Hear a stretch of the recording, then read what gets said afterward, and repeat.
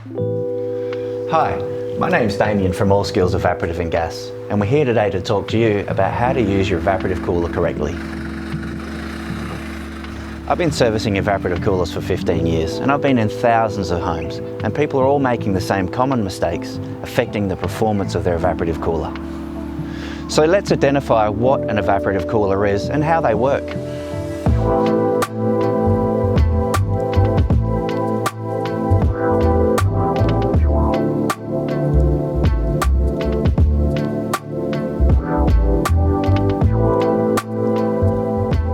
So now that we've established what evaporative cooling is and where it's located, let's talk about how they actually work. They generally just have a fan motor, this draws in the air, and then they have filter pads.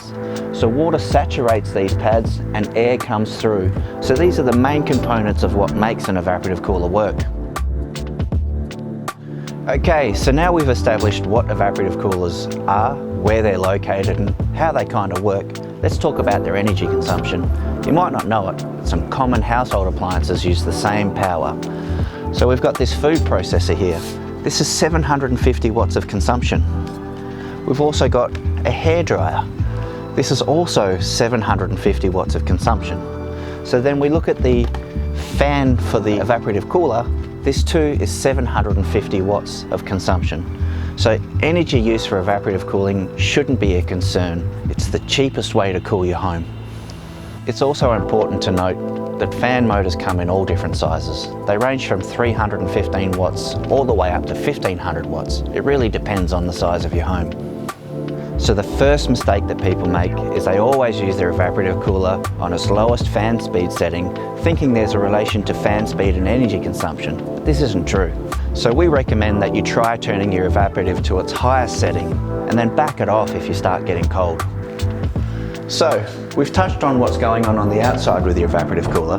Let's talk about what causes the biggest amount of confusion, and that's what windows you need to have open. With evaporative cooling, air has to get out as quick as it's coming in, so you need the right amount of window space open.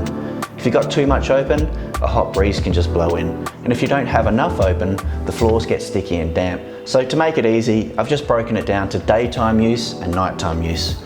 Daytime use is a little bit different because we've got the heat load from the sun coming in. So what I do is I shut every external window in the house. I open every internal door and I open the windows at the furthest point of the room that I'm in.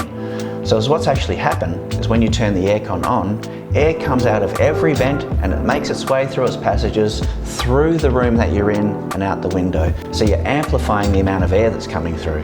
Nighttime use is pretty easy. The sun's gone down, there's no heat load, so it really doesn't matter what windows you've got open. You can do whatever you like. After you've tried these methods, if your evaporative cooler still isn't working, there's a good chance it just needs a service, which is something that we can do. During the service process, we often find that filter pads have worn out, the pump's not working, or the solenoid's not letting in water. These are all crucial to the effect of the evaporative cooler.